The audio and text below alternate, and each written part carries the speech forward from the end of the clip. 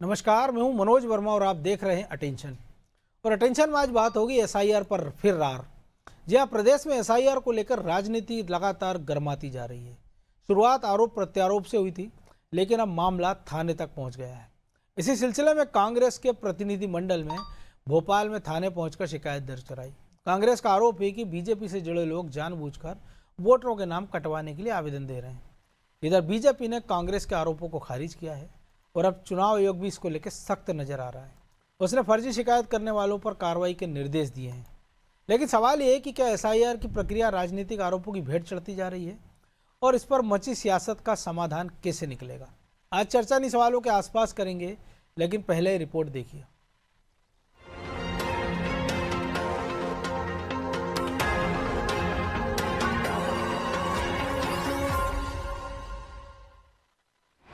SIR पर रार, सियासी तकरार। प्रदेश में एसआईआर यानी स्पेशल इंटेंसिव रिवीजन को लेकर सियासी घमासान थमने का नाम नहीं ले रहा। आरोपों की राजनीति अब नए मोड़ पर पहुंच गई है। कांग्रेस अब एसआईआर के मुद्दे पर सीधे एफआईआर पर आ गई है, जिसकी शुरुआत जीतू पटवारी पहले ही कर चुके हैं। तो अब वोटर लिस्ट से नाम काटने और फॉर्म 7 के कथित दुरुपयोग को लेकर कांग्रेस का प्रतिनिधिमंडल टीटी नगर थाने पहुंचा और दोषियों पर आपराधिक कार्रवाई की मांग की। पूर्व मंत्री पीसी शर्मा ने बीजेपी पर गंभीर आरोप लगाए हैं। उनका कहना है कि बीजेपी के पदाधिकारी फर्जी तरीके से मतदाताओं के नाम कटवाने के लिए आवेदन दे रहे हैं। आरोप है कि अल्पसंख्यक, दलित और आदिवासी वर्ग के वोटरों को चिन्हित कर जानबूझकर सूची से बाहर किया जा रहा है।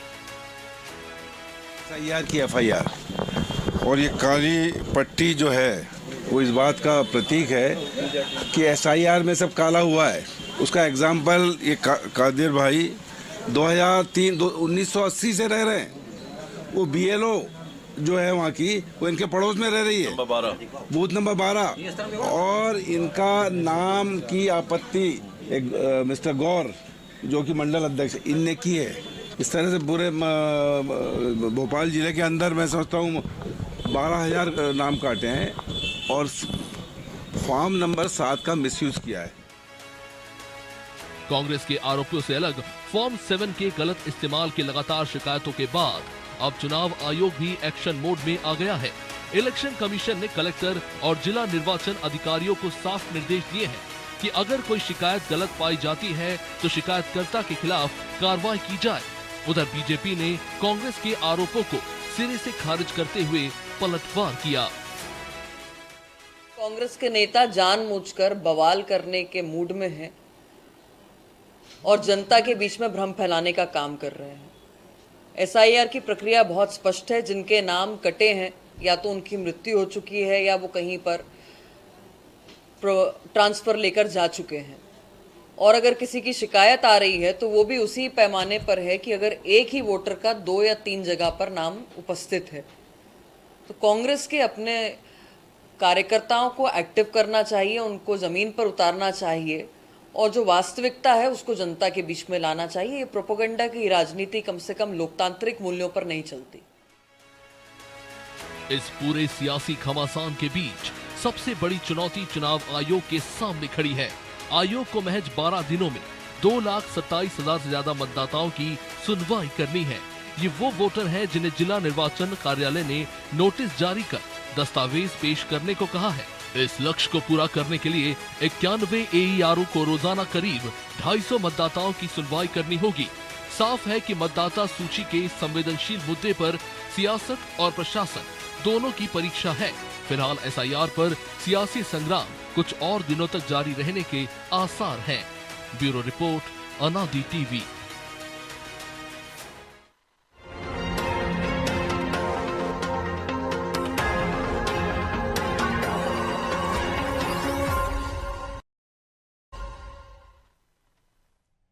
तो इसी पर चर्चा करने के लिए हमारे साथ जुड़ गए दो वरिष्ठ पत्रकार, डॉक्टर प्रतीक श्रीवास्तव और ललित उपमन्यु। दोनों का बहुत स्वागत है। तो प्रतीक जी, सबसे पहले आप ही के पास, इसको लेके तमाम सारे दावे आपत्तियां हो सकती हैं, तर्क हो सकते हैं राजनीतिक दलों के, क्योंकि जो सत्ता पक्ष है वो उसका अपना तर्क है और जो विपक्ष है उसका अपना तर्क है। लेकिन जो सबसे ज़्यादा शिकायतें हैं वो इंदौर, भोपाल या तमाम सारी जगहों हम जहाँ जहाँ एसआईआर हो रही है कि फार्म 7 के दुरुपयोग को लेकर है। जो आज़ादी देता है कि मैं भी किसी का भी नाम लिख कर दे दूँ कि इनका नाम काट दिया जाए।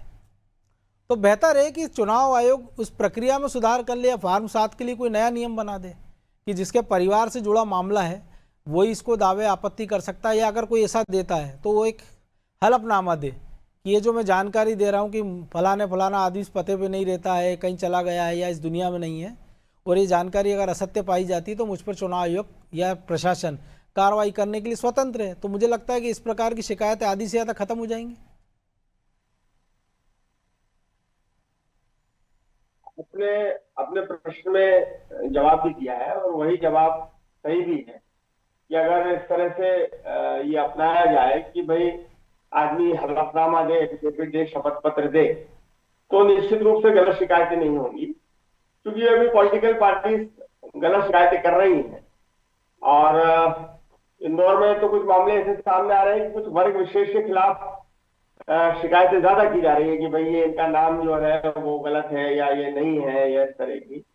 तो अब उसकी शिकायतों को लेकर पुलिस थाने में वो लोग पहुंचने लगे और वो शिकायत FIR दर्ज करवाने की कोशिश कर रहे हैं कि मेरे पास ये फॉर्म, दोनों फॉर्म है जो उसमें लिखे हुए एक्ट में, वो फॉर्म चाहिए, मेरे पास ये दोनों फॉर्म है, मैं खुद मौजूद हूँ और मेरी गलत शिकायत की गई। जिस व्यक्ति ने शिकायत की है उसका, क्योंकि उसको अपना मोबाइल नंबर भी देना पड़ता है, उस आधार पर उसकी शिकायत कर रही है कि आप जो है फर्जी या इन्होंने मेरी शिकायत की है, इनके खिलाफ FIR दर्ज की जाए। और BLO को भी इसमें पार्टी बनाया जा रहा है कि BLO को मिलाए बिना, BLO की मिली भगत के बिना इस तरह की फर्जी शिकायतें नहीं की जा सकती है। तो मुझे लगता है कि एक अच्छा प्रक्रिया थी FIR की, जिसमें वास्तव में सही नाम सामने आते और जो वास्तव में लोग जो नहीं रहे दुनिया में, निधन हो गया है या शहर छोड़कर चले गए हैं या किसी कारण से उनके पास दस्तावेज नहीं है, तो वो सही लोग, वो लोगों के नाम हट जाते हैं। लेकिन राजनीतिक दल इसको अपना मोहरा बना रहे हैं और कोशिश कर रहे हैं कि हमारा जो समर्थक नहीं है उसका नाम कट जाए। तो उस वजह से एक अच्छा अभियान जो है वो राजनीति की भेंट चढ़ गया है। लेकिन इस अभियान के लिए जब शुरू में तमाम सारे राजनीतिक दलों ने कहा था, चाहे वो बीजेपी और कांग्रेस की, वो BLO के साथ उनके एजेंट भी होंगे, BLA, लेकिन अगर ये सब रहे साथ में तो फिर ये अगर इतनी बड़ी संख्या में गड़बड़ियों की अगर आरोप लग रहे हैं तो जाहिर सी बात है कि कांग्रेस के लेवल पे कहीं ना कहीं इसमें थोड़ी सी लापरवाही बरती गई होगी कि उनके BLA या तो सब पहुंचे नहीं है, या अगर उनके पास कोई ठोस लिस्ट है कि अगर 40 लाख नाम कटे और ये गलत कटे हैं आदेश में से, तो वो अपने पास, अगर उनके BLA सब जगह मौजूद रहे तो वो अपनी एक सूची दे दें कि भाई ये पूरी सूची है, ये फलाने इंदौर में ये लोग हैं, भोपाल में ये अलीराजपुर, झाबुआ, या जहाँ जहाँ भी वो बताना चाहें, और उनकी एक लिस्ट वेरीफाई करा दें वो ले जाकर।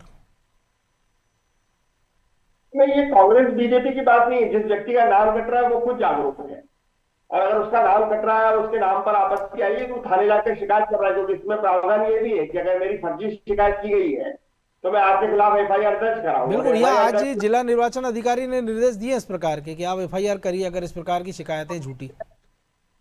6 महीने की उसमें शायद सजा भी है, 6 महीने से लेकर 2 वर्ष तक की जी। तो जिसका नाम काटा जा रहा है वो वास्तव में है और वो वास्तव में उसके पास सारे दस्तावेज मौजूद है, तो वो सीधा FIR कराने के लिए जाएगा।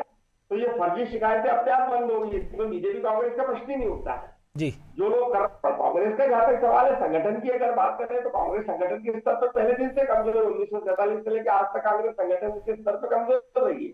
कांग्रेस एक जुलूस है, कांग्रेस जो है वो राजनीतिक दल नहीं, वो जुलूस है। आप भीड़ में धक्का दीजिए आगे बढ़ जाएंगे। कांग्रेस में कोई संगठन काम नहीं करता।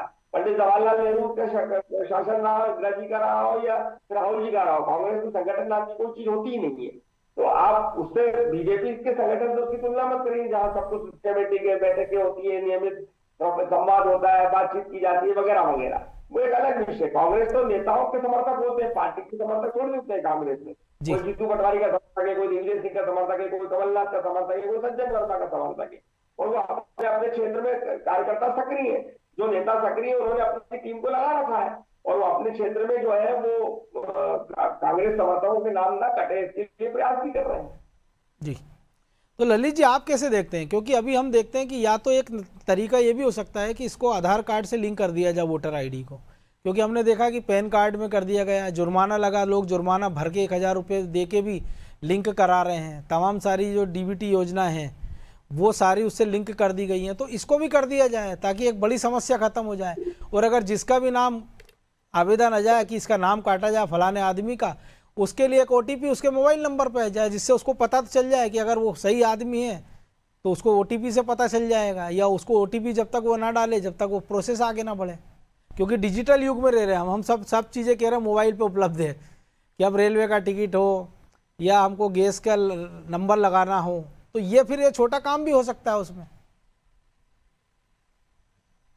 देखिए मनोज जी, पहली बात तो ये बता दूं मैं कि एक चीज पे हमको जाना पड़ेगा कि अभी एक तरफा आरोप लग रहे हैं। आप ये कैसे कह सकते हैं कि केवल बीजेपी दूसरों के नाम कटवाने के लिए सक्रिय है? ये भी तो हो सकता है कि कांग्रेसी भी इसी तरह फॉर्म 7 भर के और नाम बिल्कुल कटवा रहे हो। बिल्कुल संभव है, तो ये और हुआ भी हो। हाँ, हो ही रहा होगा सब, क्योंकि वो भी पॉलिटिक्स ही कर रहे हैं और ये हर बार होता है। ये तो एसआईआर का काम है। बड़े ये जरूर है कि प्रक्रिया बहुत जटिल है और इसमें मुझे ये लगता है कि जो आपने अभी कहा, मैं आपसे सहमत हूं कि इसमें पेपर वर्क बहुत ज्यादा हो रहा है। मतलब अभी हमारे एक परिचित को नोटिस मिला, उस नोटिस का पॉइंट ये था कि आपकी और आपके दादाजी की उम्र में 40 साल का ही फर्क है, ऐसा कैसे हो सकता है? अब अभी वो अभी वो दादाजी सेम कब रहे मामला होंगे जो उस जब? नोबेल पुरस्कार विजेता अमर्त्य सेन, उनको इसीलिए मिला कि उनका और उनकी माताजी की आयु में 15 साल का अंतर था। हाँ, और जिस जमाने में तो हो सकता होती थे बाल विवाह, बाल विवाह, जल्दी उम्र में विवाह हो क्योंकि जाते अमर्त्य थे। सेन भी जन्म 80 प्रमाण साल पत्र के का ज्यादा प्रावधान, के हैं। हाँ, जन्म प्रमाण पत्र का प्रावधान नहीं होता था, तो सारा चीज अनुमानों पे चलता था। जी लेकिन अब वो कैसे कोई साबित करेगा? तो प्रक्रिया जटिल है। और फॉर्म 7 के दुरुपयोग का जहां तक सवाल है, तो मुझे लगता है ये हर स्तर पे हो रहा होगा। और ये जरूर है कि इसके शुद्धिकरण की बहुत जरूरत है, क्योंकि अगर आप किसी किसी बड़े मिशन को, ये मतदाता सूची का शुद्धिकरण कोई छोटा मोटा काम नहीं है कि आप किसी एक फाइल को निपटाने का काम है। ये पूरे देश का, पूरे प्रदेश का और एक एक व्यक्ति की पहचान का सवाल है। तो इसके लिए मुझे ये एक आश्चर्य होता है कि इसमें इतना पेपर वर्क क्यों रखा जा रहा है, बजाय इसके कि सब चीजें ऑनलाइन होती। आप बैंक से 10,000 रुपए निकालते हैं, पहले ओटीपी आता है, अगर आप ओटीपी डालते हैं तो एटीएम से पैसा निकलता है, अदरवाइज नहीं निकलता। ये पूरी देश की इतनी बड़ी प्रक्रिया है और ये संवैधानिक प्रक्रिया भी है, इसको जिसको हम कह सकते हैं, क्योंकि चुनावों में इसी का उपयोग होगा भविष्य में। उसमें इतना सारा पेपर वर्क, मैं जहां रहता हूं वहां हर तीसरे व्यक्ति को नोटिस मिला है। जी और वो नोटिस के कारण अलग अलग है। वो कह रहे, जो मेरे बीएलओ थे वो बता रहे थे कि सर 800 में से 300 350 नोटिस बांट दिए। एक सैंपल बता रहा हूँ मैं, जी वो बिल्कुल। गलत नहीं होगा ना, प्रक्रिया को मैं कोई चुनौती दे रहा हूँ। लेकिन इस तरह से दुरुपयोग स्वाभाविक है। जब आप इतना ज्यादा पेपर वर्क करेंगे, इतना ज्यादा पीछे जाएंगे किसी चीज में, उसके बजाय आप इसको टेक्निकली इतना स्ट्रांग करते, इस तरह का एक कोई प्रक्रिया बनाते कि व्यक्ति, जो आपने ओटीपी का कहा या लिंक का कहा, पैन कार्ड से, आधार कार्ड से, वो सिंपल चीज है। आप मनरेगा के मजदूर को आपने कर दिया, वो आधार से लिंक है। तमाम सारे पंचायतों के सरपंच सीधे पंचायतों के खाते में लाडली पैसा बहना जाता हम है। देख रहे हैं कि हो सकता है उनमें से बहुत सारी साक्षर ना भी हों, कम साक्षर हों। नहीं, आपके पास अमला है ना, जहां जहां आपको लगता है कि यहाँ पे आप नहीं हो रहे, तो आपके पास अमला है। कई पेंशनर ऐसे होते हैं जो ये चीजें नहीं जानते, मैं बिल्कुल पेंशनर का उदाहरण दे रहा हूँ, तो उनके लिए बैंक वाले या कोई दूसरे मदद करते ही है ना। तो जहां लगे कि इस चीज की नहीं हो रही, वहां जाए बंदा। यहाँ तो पूरा मजमा ही सारा वो पेपर वर्क का लगा दिया। हर एक एक घर में 3 3 बार व्यक्ति आ रहा है। और दुरुपयोग की गुंजाइश भी इसीलिए बढ़ी है कि इसमें पेपर वर्क ज्यादा है। और बजाय इसके अगर ये ऑटो जी मोड पे कोई चीज होती, टेक्निकली स्ट्रांग होती, तो शायद आदमी डरता, क्योंकि वो भी रिकॉर्ड पे आता। और ये फॉर्म 7 भर के किसी का नाम कटवा, इसके क्रॉस चेक की भी प्रक्रिया दी, मैं आपका और आप मेरा नाम कटवा सकते। जी तो इस चीज के लिए कोई एक ऐसा निदान निकालना चाहिए। कांग्रेस तो खैर ठीक है, वो बीजेपी कांग्रेस अपने अपने आरोप प्रत्यारोप है, वो तो मतदाता सूची अपडेट होती तो भी लगाते, और अगर कांग्रेस की सरकार में अपडेट होती तो बीजेपी आरोप लगाती। ये एक बिल्कुल। परंपरागत सनातन प्रक्रिया है, इसमें कोई वो नहीं। लेकिन हाँ, ये प्रक्रिया जटिल है और इसके सरलीकरण की गुंजाइश है, होना चाहिए। लेकिन आपको नहीं लगता कि ये शायद पुराने अनुभव से सीख ले सकता था चुनाव आयोग, क्योंकि बिहार में उन्होंने किया ही था, फिर अचानक से कहा कि इन 5 राज्यों में होना है, तो थोड़ा वक्त लेते और जो वहाँ जो गलतियाँ पकड़ में आई उसी को यहाँ दोहराया जा रहा है। और कुछ जटिलता सॉफ्टवेयर ने बढ़ा दी। जैसे भोपाल का एक उदाहरण है कि एक मिस्टर दिनेश कुमार पाटिल थे, अब उन्होंने पिछले वोटर आईडी में उनका नाम दिनेश कुमार पाटिल थे, इस बार उन्होंने DK पाटिल लिख दिया। सारी जानकारी वही है, एपिक नंबर वही है, मकान नंबर वही है, लेकिन कंप्यूटर ने, सॉफ्टवेयर ने खारिज कर दिया क्योंकि वो DK पढ़ रहा है, दिनेश कुमार नहीं पढ़ रहा वो। हाँ, नहीं, चलिए, ये तो थोड़ा सा मैं मानता हूँ कि वोटर की भी गलती है, क्योंकि ये चीजें तो सॉफ्टवेयर तो बिल्कुल और जो उसके अंदर फीड है उसी को रीड करेगा, वो तो ठीक है। लेकिन हाँ, ये जरूर है कि मध्य प्रदेश के चुनाव अभी 2-3 साल दूर थे, तो बहुत अच्छे से स्टडी करके तो बिहार में जो भी कष्ट हुआ था, जो भी दुश्वारियां आई थी इस पूरी प्रक्रिया के दौरान, उन सबका सॉल्यूशन निकाल के और उसके बाद इन प्रदेशों में शुरू करते, तो शायद ये मुश्किलें नहीं आती, ना ये आरोप लगते और ना इस तरह के दुरुपयोग की कोई बातें होती। जी, लेकिन प्रतीक जी एक अच्छा मौका आपको नहीं लगता कि कांग्रेस के नजरिए से अगर हम बात करें, गवा दिया? क्योंकि बार बार ये आता है कि बीजेपी का जो बूथ लेवल मैनेजमेंट है बहुत मजबूत है, कि पन्ना, अर्ध पन्ना प्रमुख सब बना रखे हैं, तो ये बीएलए के माध्यम से वो पूरी एक्सरसाइज पूरे प्रदेश के पोलिंग बूथ पर कर सकती थी, 60,000 से ज़्यादा जहाँ कि अपने लोग लगा देती, एक डाटा उनके पास कम से कम होता और ये पता लग जाता कि किस बूथ पर हमारे पास कितने लोग हैं और किसने ढंग से काम किया है। मान लीजिए इस SIR में, तो उसको रिप्लेस करने के लिए जो ललित जी ने कहा कि 3 साल का वक्त है चुनाव में, 2.5 साल 3 साल का, तो एक मजबूत डाटा उनके पास अपने कार्यकर्ताओं का होता, जिसके आधार पर वो 2028 की तैयारी कर लेती। क्योंकि बार बार अभी जो आरोप लग रहे हैं, वोट चोरी के आरोप लग रहे हैं, वोट चोरी बार बार कह रहे हैं राहुल गांधी, तो कम से कम उससे बचा जा सकता था कांग्रेस को। कांग्रेस ने अपने कार्यकर्ता तो लगाए हैं, कांग्रेस ने खुद बड़े नेताओं को भी बीएलए बनाया है, सज्जन वर्मा और जीतू पटवारी जैसे लोग भी अपने अपने क्षेत्र के बीएलए हैं। तो कांग्रेस ने अपना काम किया है, लेकिन अब पिछले क्योंकि कई सालों से कांग्रेस सत्ता में नहीं है, तो जाहिर है उनके समर्थकों की कमी है, संगठन की कमी है। जैसे मैंने पहले दिन से कहा कि कांग्रेस में संगठन नहीं रहा। मैं तो 1947 से आपको उदाहरण दे रहा हूँ कि कांग्रेस संगठन की पार्टी नहीं है। कांग्रेस तो व्यक्तिवादी पार्टी है, जुलूस पार्टी है। वहां व्यक्तिगत समर्थक होते हैं, अपने अपने नेता जो जिनको चुनाव लड़ना है, जो चुनाव की दावेदारी कर रहे हैं, उन्होंने अपने समर्थकों को लगा रखा है, उनके पास डाटा भी रहा है। लेकिन अभी बड़ा मुद्दा ये है कि जो वर्ग विशेष ये शिकायतें कर रहा है कि हमारे नाम काटे जा रहे हैं, फर्जी शिकायतें की जा रही है, फर्जी दावे किए जा रहे हैं, और जब वो उसकी FIR करने के लिए थाने में पहुंचते तो FIR लिखी नहीं जा रही है। अभी बड़ा मुद्दा ये है। तो अगर एक्ट में ये प्रावधान है कि अगर आपकी किसी ने फर्जी आपका आवेदन दिया है आपका नाम कटने का, और आप मौजूद है, आपके पास तमाम दस्तावेज मौजूद है, तो जिस व्यक्ति ने आपकी व्यक्तित्व पर, आपके होने पर चैलेंज किया है, उस व्यक्ति के खिलाफ FIR होनी चाहिए। बिल्कुल। तो सबसे बड़ा यही है अभी। अब ये कांग्रेस और बीजेपी का मुद्दा नहीं, जैसा कि ललित भाई कह रहे थे कि भाई बीजेपी वाले भी अगर नाम कटवा रहे हैं तो हाँ, निश्चित तौर पर तो शिकायतें दोनों तरफ से हो रही होंगी। तो शासन प्रशासन को चाहिए कि तत्काल वो FIR दर्ज करे, और ऐसे फर्जी लोग जिन्होंने दावे किया, कई फर्जी लोगों को फोन करके बुलाया जा रहा है, तो कह रहे हैं कि हमने तो शिकायत ही नहीं की है, ये शिकायत ही हमारी नहीं है, हमको तो बुलाकर। मैं वही तो कह रहा हूँ, जो शुरुआत में कि जो फार्म 7 को लेके सबसे बड़ी संकट है, उसको सबसे पहले उसका निदान होना चाहिए कि भैया इसमें कोई एक ऐसा प्रावधान कर दीजिए जिससे इतना ज्यादा दिक्कत होने का सामना ही ना करना पड़े। जी, तो वही फार्म 7 में ही के माध्यम से तो जो सारा खेल खेला जा रहा है, और जो ये आरोप लग रहे हैं कि BLO मिले हुए हैं। देखिए, BLO कोई मिला हुआ नहीं होता, लेकिन अब देखिए जिसकी सरकार होती है उसको एडवांटेज तो होता है, थोड़ा सा उसको एक फायदा तो मिलता है, तो वो अलग बात है। लेकिन अभी बड़ा मुद्दा ये है, और बात भी इस मुद्दे पर होना चाहिए, और दोनों राजनीतिक दलों को इस मुद्दे पर बात करना चाहिए कि जो लोग जेन्युइन मतदाता है, वास्तविक मतदाता है, उनके नाम नहीं काटे जाए। और अगर उनके नाम की इधर से या उधर से किसी तरफ से भी कोशिश हो रही है, तो उस कोशिश को प्रशासन को पूरी तरह से असफल करना चाहिए, और FIR का प्रावधान है, तत्काल FIR लिखना चाहिए, और जिस व्यक्ति ने फर्जी नाम कटवाने की कोशिश की है उसको सजा का प्रावधान है, उसको सजा दिलवानी जी। लेकिन जो आपने कहा ना, लेकिन मैं कांग्रेस का जिक्र इसलिए दोबारा कर रहा हूँ, सज्जन सिंह वर्मा का चूंकि आपने जिक्र किया, वो रिवाइज कमेटी के अध्यक्ष बनाया उनको, लेकिन जब दिल्ली में इसको लेकर बैठक होती है तो प्रेजेंटेशन दिग्विजय सिंह देते हैं।